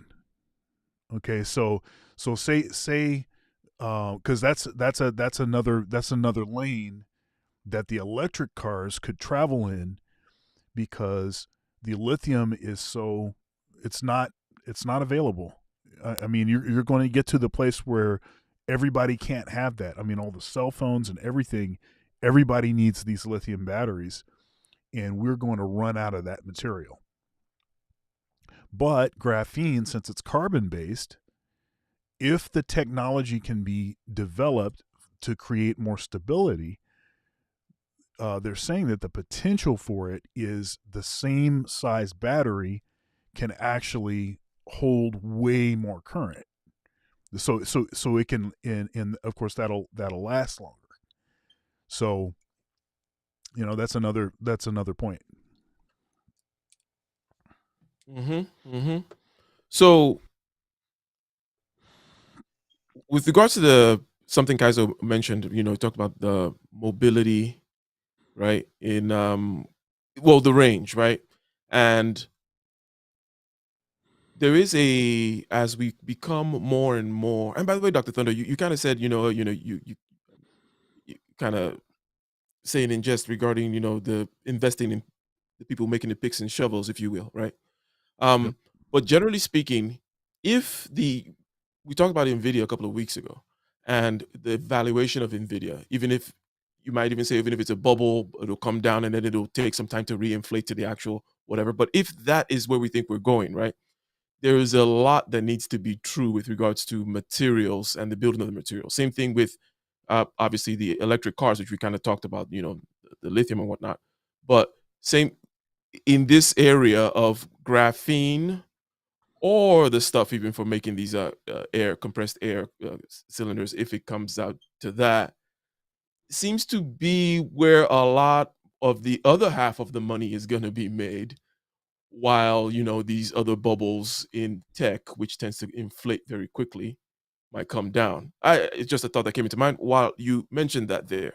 But the limited range, might not be a problem in the sense that, as Kaizo mentioned, if you look at the city of the future, right? If you think of these people in Davos and the city of the future that they imagine, there's going to be a lot of quote unquote micro mobility involved. Think of the scooters. I don't know if you guys have that in Ohio. Oh yeah. That was like a scourge. The scourge of those those You hated things. it. When that landed, man, I was like, dude, what are we gonna do with these? It's like a freaking Flood. invasive species, man. It's like, what One of those. It's like, they have a symbiotic relationship with this wheeled. um, but with that, think of deliveries, think of drones, think of little robots kind of rolling. So if these robots that are going to kind of drive, through Manhattan and deliver sandwiches to people, um, some can be electric, some can be the compressed air deal that they're doing. But something else that came to mind, Dr. Thunder, is when you talked about the fact that they're starting with something and then they're kind of modifying it, starting with the combustion engine, modifying it. And that's very much because, well, so would go with this particular kind of story, because it is a fact that they cannot really compete. What Tesla does or did was to kind of, for the most part, start from the ground up, right? right. Start from the ground up and also build the machine that builds the machine, right? Those Tesla factories, right? So, a company like GM, that's the last thing that you can expect that kind of behemoth to do. They're just not, as you know, the larger an organization is, the harder it is to kind of change and do all these other kinds of things, right? So I think about this as a Right. smart play to kind of sidestep it and say, hey, you know what? How about if you bring this compressed air thing through? I would like if this is the time when they don't allow, where they actually allow it to happen, as opposed to what might have happened with the Peugeot example, right? Who knows what happened there? But we all have the stories, as you also mentioned, with the guy who was doing the water car and all these things. We have instances of this happening, but I think that if this is the time when we start dialing down on some shady practices that may be keeping people from, by keeping these entrenched incumbent interests in power, right? And I wanted to, and also remove a lot of the red tape, which you also mentioned, right? You talked about red tape, how it's way harder to build things, way harder to get permits, way harder to do anything now than it used to be, and typically that keeps entrenched people in power, or whatever, and builds a crazy bureaucracy around it. I think that we might be able to, and I know you don't like this, Dr. Thunder, but we might be able to get ourselves a little bump of exponential growth for a decade, right? Right. If we step out, if we get this energy and compute, right? The marginal cost of compute going down and energy going down to, like, then we can really get that efficiency. So goes the story anyways, right? But but um Kaizo, did you have anything to add regarding why, the economic aspect, right? Is it, I know you talked about the Chinese and, that the American thing, blah blah blah. But do you think GM will be able to compete? Can they pull this off if they cannot compete with electric cars or do something maybe as fun? Because trust me, the compressed air thing doesn't sound too fun. I don't know, LAR. I'm sure you agree with me there. It's like well, I might as well just go back and get me some explosions. God damn it! What's this compressed air stuff, right? So, what are your thoughts, Kaizo, regarding this possibly being successful and the success of GM in general in this kind of new competitive landscape of renewable energy and whatnot? Yeah, so yeah, I mean, of course, it definitely sounds like an extra hustle. I mean, we're assuming that you're gonna have to go replace your gas cylinders, but I mean, we might get to a point whereby you could just put highly pressurized um, gas outlets all around the cities, right? So we're just assuming that technology from now. But to be honest, I think red-blooded Americans, right, the true Dwight man actually likes fiddling with things, right? He doesn't like automatic cars. He likes to actually feel like he's driving. So this might actually not end up Hmm. being a bad thing to kind of introduce an analog factor to this. Actually, I think people are reluctant, at least some of them, from the whole everything is automatic, because most electric cars are automatic, right? There's some that simulate manual controls, but no, this is the Gen Z era. So I do think some red-blooded Americans, like Dr. Thunder, is going to get compressed air in car instead of Yeah, that car that when you but mentioned it, yeah, that particular advantage I did not really, but I had been thinking about that. Oh, it's kind of cool. You have these cylinders in there, so you got to make the cylinders cool. You got to have like grades or like whatever. This is the high whatever Mhm. titanium 77 Yep. billion psi. Like that's how I Oh roll. no. Yeah. You With a know? 50 TX gas regulator, it's like Yeah, yeah, whatever. I got it's got 17 gears and shit. But yeah, that mechanical aspect, I think, is an advantage I mean, there. I also do think that hydrogen cars are going to, reach market very soon. The main issue with them is just getting them compressed in a safe way, because obviously, that shit can blow up. But they got way more energy than anything available. It's the product is water, so it's so called green. So yeah, if someone comes up with a safe and inexpensive way to create hydrogen safe cylinders, then yeah, they've done it. Yeah, it's kind of That's the thing, interesting right? because the hydrogen thing might also be like the nuclear thing in the sense that even if it's quite, I don't want to use the word safe because safety is a spectrum, right? So Mm. it's gotten way safer in terms of technology, but people are just like, no, I'm not Hindenburg, right? They're like, no. Or with nuclear, they think of Chernobyl. So I think Yeah, that it's one of those those have a things.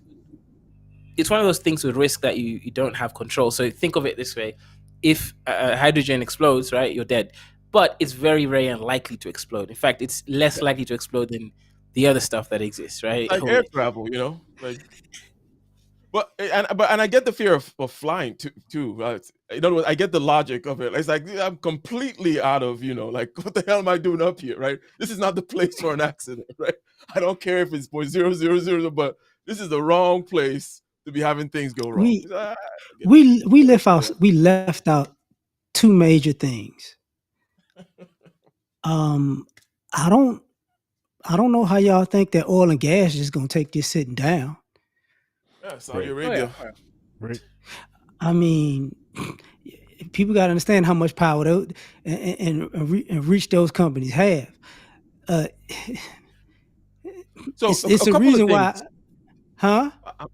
No, just on that point, and please continue with No, one thing that Saudi Arabia is doing, for example, is you can see them taking all their billions and billions of dollars and investing in quote unquote kind of future type stuff, including Silicon Valley and certain other types of things. So ultimately, I believe that so they know that they're gonna have to phase out some way, but definitely they're gonna hold power until their grandchildren get to and all that stuff, right? But I think that this particular king right now, just to use Saudi Arabia as an example, has been diversifying big time into the future. So they have another few generations or a next 1,000-year reign, blah, blah, blah. They don't want to depend on oil completely. So they might be sitting handwriting on the wall. But anyways, go ahead, LAR. Ike, you brought out Saudi Arabia and their diversification. Let's just go with that. And about 30 minutes ago, we talked about how DEI does not work in America. There will be no way that we're going to diversify anything in America but guns. That's it. That's our most diverse market. Things that can kill you. These people are not trying it. Well, I'll tell you if we because if if these rich oil sheiks if they lose if they if they lose too much money, then you just consider all the money that they're pumping into their 304 budget for flying out flying out Instagram thoughts.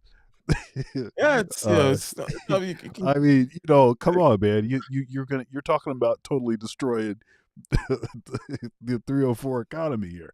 So, yep, that'll be tourism. And the only other thing is, and no, trucking. Yeah. They can say what they want to, but we're just talking about citizens in America driving cars. Let me say, the military, what is it? The air, how can the FAA? I just say that, and trucking uses the most gas. If they're not gonna stop, we not gonna stop. You can't go to Mars with compressed air. That's in other words, like these combustion, explosive oil stuff, besides the entrenched interests that are there to keep things, that stuff is good. Oil is pretty damn good, right? It's not just that, it's just these people are trying to stop. It's like that stuff is good. And forget in terms of fueling, how all you're surrounded by oil products, all your plastics and everything, right? To your carpet and everything is freaking maybe this oil stuff. But in terms of energy and energy density, that you're not going to Mars with compressed air. So I don't know, LAR, go ahead. Wait. When did we go to Mars? No, I'm just saying you're not putting satellites in space even. You can't get the first or black electricity. man. Yeah. I don't know. I still think that you shouldn't mess with the doo-doo Dubai budget. You can't mess with the doo-doo Dubai economy, man. I think you're underestimating. You're underestimating. Let me say it this way. Do you think about it in the aspect of the United States saying something like, "Oh yeah, we're gonna change all of our missiles from gas to electric. Yeah, that's how these suckers we're gonna do." No, electric. We got missiles. Rockets now. We got these Tesla rockets out here. It's gonna get the job done. No. It's a green way to kill niggas. Hydrogen. Now, hydrogen. You could use hydrogen for that because the goal is to blow up. So, but hydrogen, slap a hydrogen bomb on it too while you're at it. But I see a kind of a spoof ad there of like a green kind of killing machine company. right.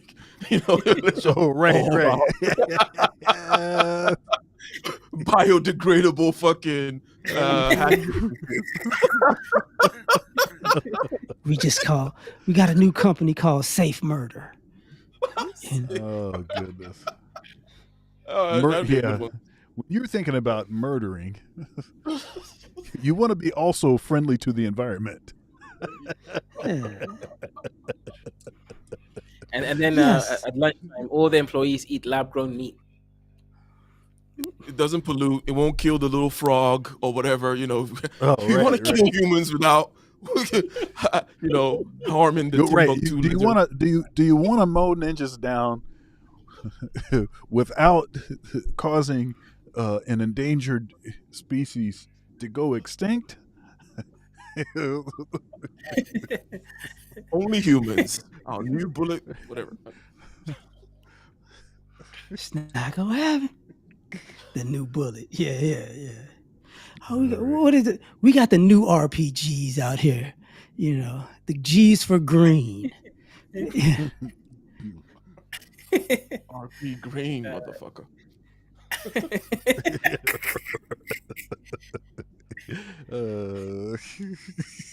And then the one like advertising is like an AI version of Greta Thunberg, right? It's like Yeah, she has all black. Yeah. Looks like she's on the Death Star. Our overlords, ladies and gentlemen, and we are at that time.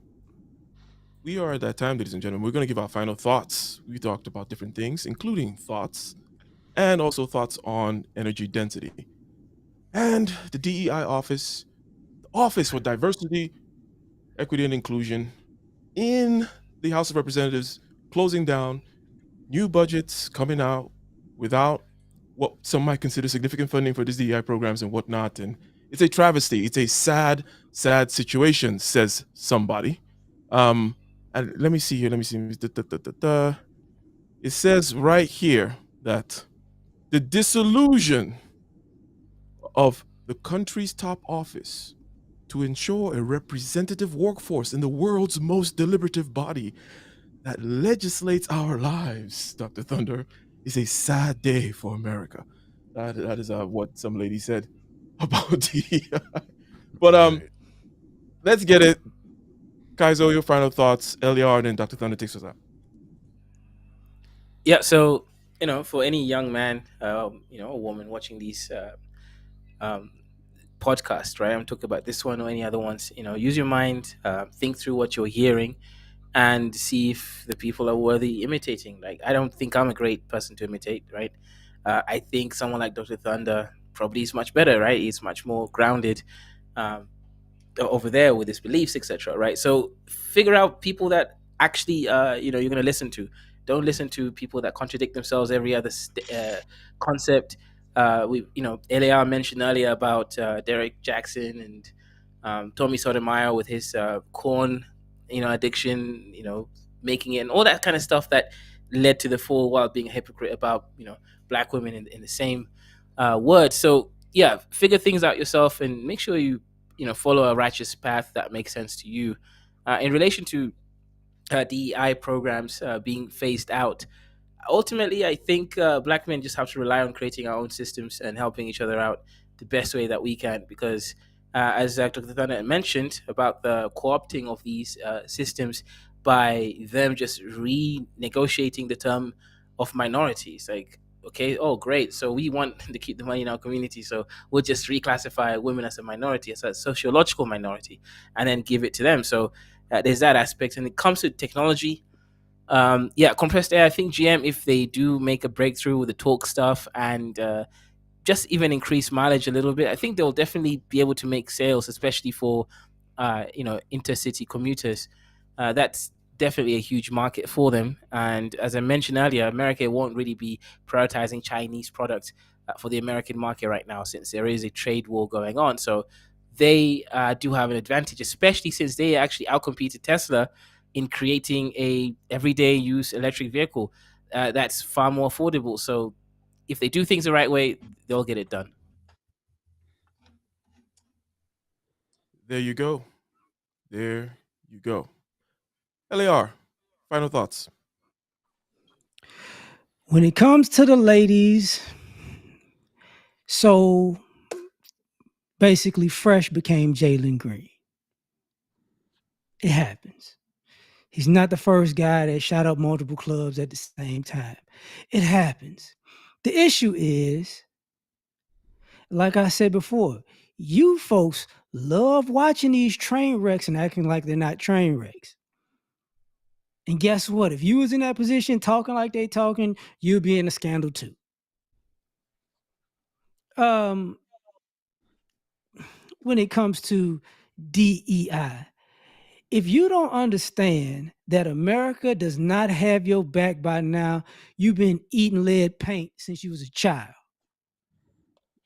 It's nowhere around this. I don't know why people are thinking it's going to be something fair, something diverse. Oh, America is going to da da da da da da. When? When was America diverse? Look, matter of fact, watch this. America is about as diverse as the Final Four. All the black people on the court, not in the crowd. So that's your diversity, equity, and inclusion right there. Now, as far as the energy stuff goes,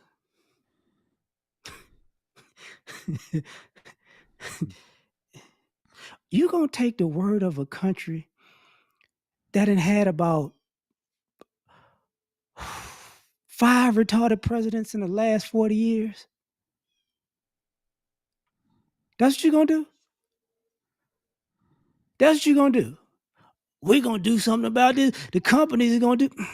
Didn't this country just save the auto industry like 8 years ago? Did they change anything since then? No. Did they bring out more cars that cost more money? Yes. Now, used cars cost as much as your new cars. But all of a sudden, we're going to work on energy.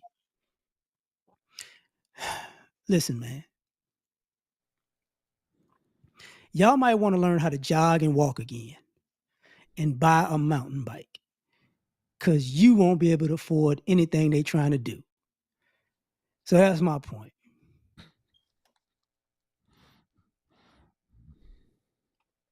All right, Dr. Thunder, you can take us out. Yeah. So, don't be fresh. Yeah. And, we're using this as a teachable moment. Shout out to Fresh and Myron. Not personal, but this is hopefully a teachable moment for some folks that look at this and say, hey, you build yourself up to a certain level, and but you lack the discipline, the integrity to be able to handle, handle being boosted up that high. I said in a recent, I hopped on whose panel did I hop on? I don't remember. I'll probably remember later, but I hopped on someone's panel. And it was Hood Conservative, and I was talking about how I think that I don't think that human beings are ready for social media. I think that it's going to be another 100,000 years, probably another 1,000 years before human beings have adapted to, from an evolutionary as far as evolutionary biology, to being able to handle what social media does. I just don't think that we're equipped to be able to deal with it. And there's this idea of in the small things, being faithful with the small things, and then growing incrementally. And as you're growing incrementally, you're also developing the sort of discipline, the structure, the ability to handle, more and more as it's been given. But with the way that this stuff explodes, often you're dumping a pile of money on people that they've not developed the discipline, the personal integrity. They can't handle it. The principle in the Bible, it'll be easier for a rich man. I'm sorry, it's easier for a camel to enter through the eye of a needle than for a rich man to enter the kingdom of heaven. It's not to say that it's impossible, but it's to say that when you have those kind of resources, and especially in a day like today, when literally at your fingertips, everything is at your disposal, You have to be an unusual kind of person to be able to handle that. And so I would argue that most men would probably be worse off than Fresh. They probably have hundreds and hundreds of women that they that they've been doing their thing. All right. So, but don't do that. Don't emulate that. And I think sometimes it's a hard thing to learn that the people that you admire, that they are human beings. They have frailties. They're just as messed up as you are, but maybe just in different ways. Right. And so this is why I go with the, you don't have to throw the baby out with the bathwater. You can still analyze each argument and the information being transmitted for yourself. And the arguments can be valid even though the person is flawed. This has always been the case. Okay. So you don't want to be a blind leader of someone and just listen to everything that they say, but you also need to know that when you see people fail, it doesn't mean that everything that they said is bogus. You still have to evaluate each argument. Okay. Of course, that's a lot of work. And so people would, because they're lazy, they will just basically jump on the bandwagon of somebody that's popular and jump off the bandwagon when some scandal happens. So I'm just, I'm giving that as a point. As far as the end of DEI, I think with respect to black men, I think since it wasn't really a benefit to us and all it did was push us to the bottom, in every instance, I don't know that this is going to have much of an impact on us, but I do think that there will be a sobering reality that will begin to set in. And I'm sure they'll find a way to blame us for that too. But hey, that's what that is. And as far as this sort of energy wars, this search for energy density, I think it's this is an interesting topic, and I do think that potentially there is space for different, multiple technologies to coexist. And I think that it may actually take multiple technologies because although electric cars is the thing that developed the quickest, and we have the most examples of them, we don't have the material, the raw material, for the batteries. So you're going to need other things. And something that I've been saying about this from the beginning is I like electric cars. I like new technology. I just don't want to be forced to do it. I don't want you telling me that I have to do this. And if I don't get electric car, then I hate the earth. And if I don't do electric car, you make it more expensive, to drive my internal combustion, vehicles. When I'm ready, if you make the technology good enough and inexpensive enough and develop it enough, then I will just buy it because I think it makes sense for me to buy it. Right? So, and that's our time. Next week we'll be over on Ike's channel. Like the video on the way out, and have a happy Sunday. And tomorrow is Eclipse Day. If you're in the Midwest in particular, it's Eclipse Day. So, hopefully you get a chance to check that out. And yeah, lots of events around the eclipse. See y'all later.